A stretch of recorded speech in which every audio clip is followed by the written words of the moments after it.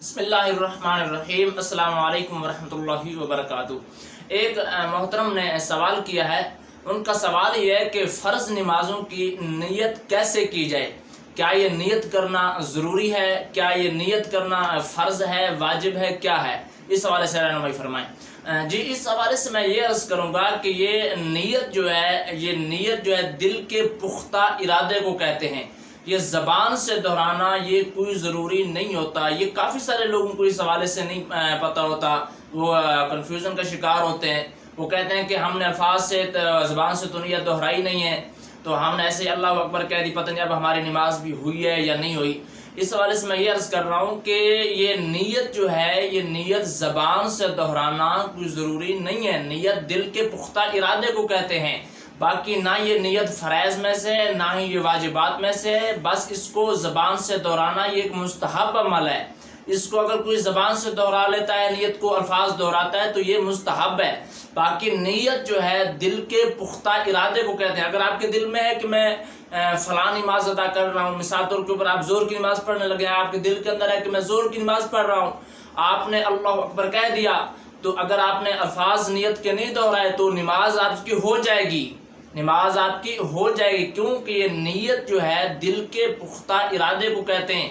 زبان سے دہرانا، الفاظ دہرانا یہ کوئی ضروری نہیں ہے، یہ صرف مستحب عمل ہے، یہ کوئی فرض یا واجبات میں سے نہیں ہے۔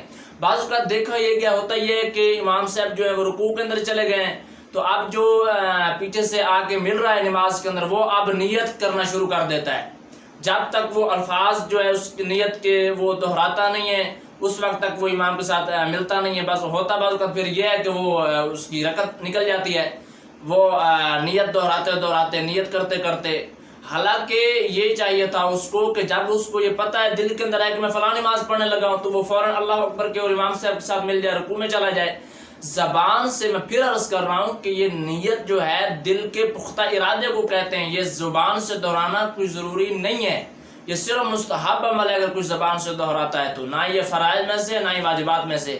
اب اگر کوئی نماز کی نیت کرتا بھی ہے تو وہ کیسے فرض نمازوں کی نیت کیسے کرے گا؟